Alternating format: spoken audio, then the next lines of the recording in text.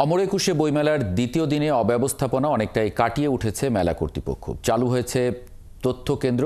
দ্বিতীয় দিনে নতুন বই এসেছে ১৩টি।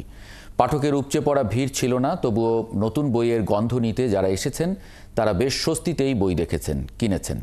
যদিও এখনও অনেক স্টল তৈরি হয়নি।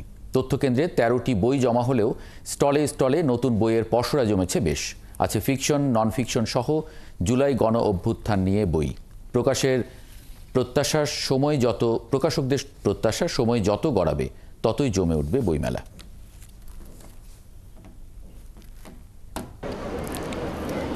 আমি এখনো বই কিনি নাই, জাস্ট দেখতেছি কিনবো। আমার হচ্ছে যে থ্রিলার বই পছন্দ, তো আমি থ্রিলার রিলেটেড কোনো বই কিনবো। আমার কিশোর উপন্যাস খুব পছন্দ। আপাতত আমার বাবা আমাকে কিছু বই কিনতে বলেছিলেন, তার জন্য আমি সেই বইগুলো দেখেছি। গত বছর তো অনেক ভয়ে ভয়ে লিখেছিলাম যে হুমায়ুন স্যারকে নিয়ে লেখা, এবং আমার মনে হয়েছে সেটি আমাকে খুশি করবার জন্য না। তো তখনই উৎসাহিত হলাম, ভাবলাম যে না, স্যারকে নিয়ে লেখার সাহস মনে হয় করা যায়। সেই সাহস থেকেই এবার আর দুটি বই লেখা। এবার হচ্ছে হুমায়ুন স্যারের চোখের জল একটা, আর একটা হচ্ছে হুমায়ুন স্যারের শুটিং ও আমি।